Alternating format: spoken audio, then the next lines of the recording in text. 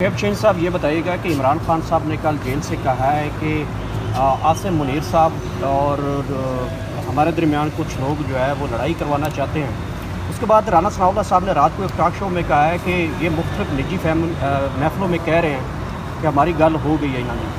तो आपकी किससे बात हुई है, क्या बात हुई है, कोई मामला तय हुए हैं, क्या हुए हैं? क्योंकि राना सनाउल्लाह इस हवाले से बड़े परेशान हैं। वो कह रहे हैं कि ये निजी महफलों में आपको बयान देना शुरू कर दिया है कि हमारी बात हो गई है। अपने लोगों को ये कहते हुए वो कहते हैं हम भी अपनी कोशिश करेंगे, ये भी अपनी कोशिश करेंगे। देखें, इन कठपुतलियों को एक मैं पैगाम देना चाहता हूँ। साड़ी गल हो गई है, यह अता तारा ने कही थी, शायद ये इन लोगों ने कही थी, PMLN वालों ने। इसलिए इन्होंने इलेक्शन लड़े, इन्होंने इलेक्शन कैंपेन चलाई और इनकी गल हो गई थी। और इसके नतीजे में आपके सामने हैं, नवाज शरीफ फोर्जरी के ज़रिए जीता, मरियम नवाज़, हमज़ा, ये सारे 17 सीटों वालों को इक़्तिदार दे दिया गया। उधर डाकू रानी बैठी हुई है, जो कुछ आपके सामने है। अब हमने हमेशा, हम तो 180 से ज़्यादा सीटें जीत के बैठे हुए हैं। इन बेईमानों को, इन कठपुतलियों को पता है कि जिस दिन इलेक्शन खुलेगा या इलेक्शन ट्रिब्यूनल फैसला करेंगे, उसके बाद सब कुछ सामने आ जाएगा। इसलिए अब इस बात से ये डर रहे हैं, इनको खौफ ज़दा हैं कि मुल्क इनसे चल नहीं रहा। लोग इनसे नफ़रत करते हैं, शदीद नफ़रत करते हैं, लोग इनको रिजेक्ट कर चुके हैं। अब राना सनाउल्लाह तो फॉर्म 47 का जाली फॉर्म भी नहीं बना सका। उसकी तो बदकिस्मती ये है कि वो जाली फॉर्म भी नहीं बना सका, तो बाकी तो सारे जाली फॉर्म बनाने में कामयाब हो गए। तो उसको किसने अख्तियार दिया है रिजेक्टेड आदमी को बैठ के यहाँ कमेंट्री करे? उसके पास हैसियत क्या है? और जो शोबाज बैठा हुआ है उसके पास क्या कैपेसिटी है? वो अपने फॉर्म 45 तो लेकर आएँ। लिहाजा इनकी बातों की कोई हैसियत नहीं है, कोई कानूनी हैसियत नहीं है। हम इंसाफ और क़ानून के रास्ते में कोई इनकी जो होने वाली रुकावटें हैं वो आपके सामने हैं, सारी दुनिया ने देखी हैं। हम चाहते हैं आइन के मुताबिक आइन की बहाली हो, कानून के मुताबिक चीज़ें चलें, हमारा मैंडेट हमें वापस मिले और ऐसी सिचुएशन क्रिएट ना हो जो मुल्क की सलामती और ख़ुद मुख्तारी के ऊपर अटैक हो जाए, खुदा न खास्ता। तो इसलिए अगर कोई एक अच्छी बात हमारे यूब साहब ने की है, मेरा ख्याल है कि उसको इन पॉजिटिव सेंस लेना चाहिए, उसको नेगेटिव सेंस में नहीं लेना चाहिए। साहब ये बताइएगा कि कैप्टन सफदर ने कहा है कि फ़ौज जो है लंदन गई और बाबा नवाज शरीफ से उन्होंने माफ़ी मांगी, घुटने पकड़े कि बाबा जी आ जाएं, मुल्क नहीं चल रहा, इमरान खान से आप आ जाएं। और बाबा के ला के साथ यहाँ पे कबूतर उड़वा दिए और तोते उड़वा दिए आप लोगों ने। क्या वजह है कि वो अब इस्टेब्लिशमेंट के ख़िलाफ़ खुल के आ रहे हैं? उनका कहने का मकसद ये था कि मानसेरा का इलेक्शन नवाज शरीफ को पूरे प्लान के साथ हराया गया। देखें, अल्लाह बड़ा है। जो कुछ पिछले 2 साल से इमरान खान ने कहा था, लंदन एग्रीमेंट, लंदन प्लान, यही कहा था ना कि इनकी आपस में गठजोड़ हो गया है, ये कठपुतली बन चुके हैं। इन्होंने वोट को इज़्ज़त दो की बजाय बूट को इज़्ज़त दो का नारा उठा लिया है।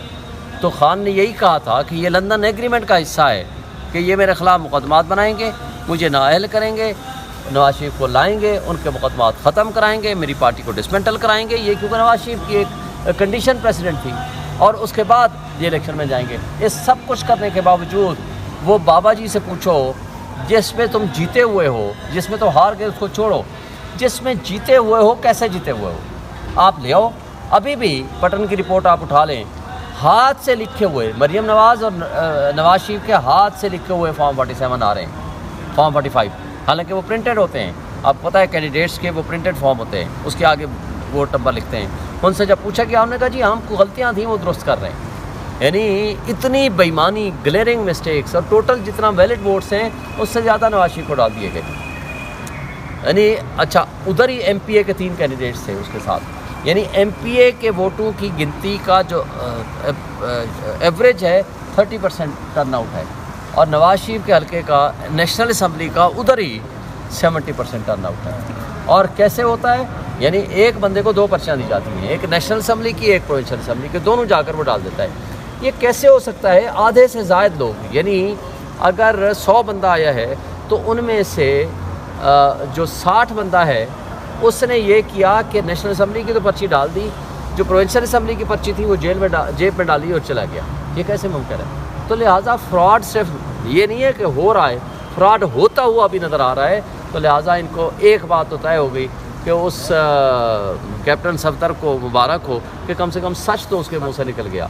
अब उसकी नौकरी खतरे में पड़ गई है, बस ये मुझे खतरा। कौन सी नौकरी है सर उसकी? उसकी जो नौकरी करता है ना, जो 1500 रियाल जो उसको मिलती थी, उसने खुद एडमिट किया था, तो मुझे तो इतने पैसे मिलते हैं।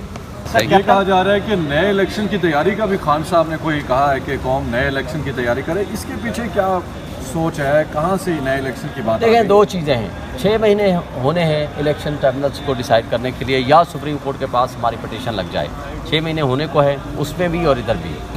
जिस साइड पे हल्के खुल गए, खा वो इलेक्शन ट्रिब्यूनल में खुल गए। देखें आपने कठपुतलियों ने जिस तरीके से अब स्टे के पीछे छुप रहे हैं, यहाँ इस्लामाबाद हाई कोर्ट में चीफ जस्टिस के पास अभी मैटर पेंडिंग है, लेकिन वहाँ इलेक्शन ट्रिब्यूनल ने जिस तरह के क्रिमिनल एक्टिविटीज़ किए हैं, क्राइम और जराइम किए हैं, आज मैंने कोर्ट को सारा कुछ बताया है। आपको पता है फॉर्म 47 एक 9 को जारी किया, एक 10 को जारी किया, एक 12 को जारी किया, 3 फॉर्म 47 है। कौन सा असली है ये इनको खुद को भी नहीं पता, आज तक नहीं बता सके। फॉर्म 48 49 12 को जारी किया, 11 को नोटिफिकेशन जारी कर दिया। यानी वोटों की गिनती अभी हुई नहीं है और नोटिफिकेशन पहले आ गया। ये सारे क्रिमिनल एक्ट्स जो हैं इलेक्शन कमीशन के, मैंने आज कोर्ट को बताए हैं, चीफ जस्टिस को, उनको पता है इन सारी चीज़ों का।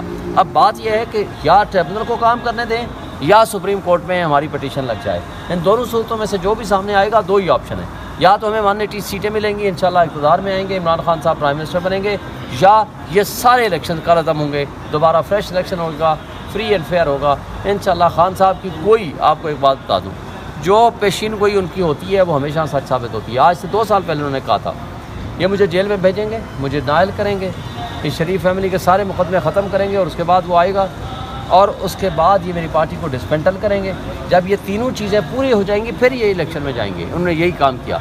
लेकिन खान साहब ने एक चौथी बात भी की थी, उन्होंने कहा इंशाल्लाह जीतूंगा मैं फिर भी। हालांकि उन्हें ये नहीं पता था कि बल्ले का निशान भी छीन लेंगे, आपके लोगों को बाहर भी नहीं निकलने देंगे।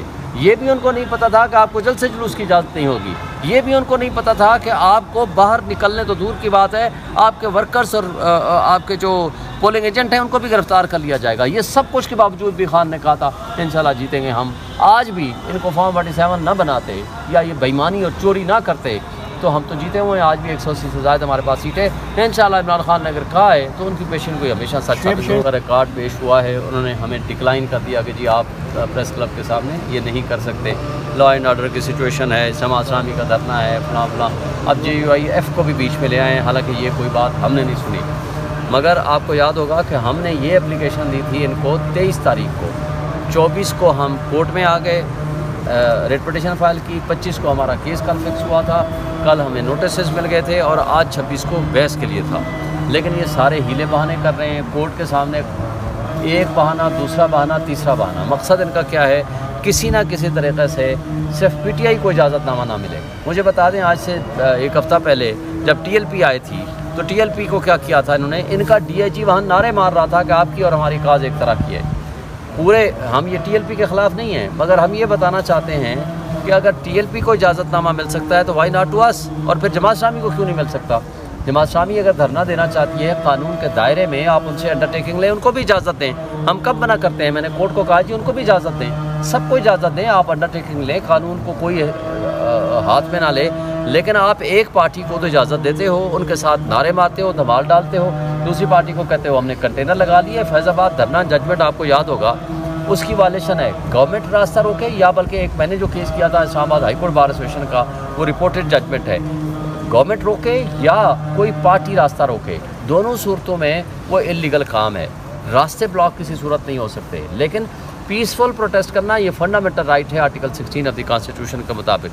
वो कोई दुनिया जहान की कोई ताकत, कोई एग्जीक्यूटिव अथॉरिटी उसको रोक नहीं सकती। उस हवाले से आज ये बहस हो गई है। अब ऑनरेबल कोर्ट ने ऑब्ज़र्व कर दिया है कि हम आपको परमिशन देंगे, जो ही आर्डर आता है तो फिर हम आपको बताते हैं।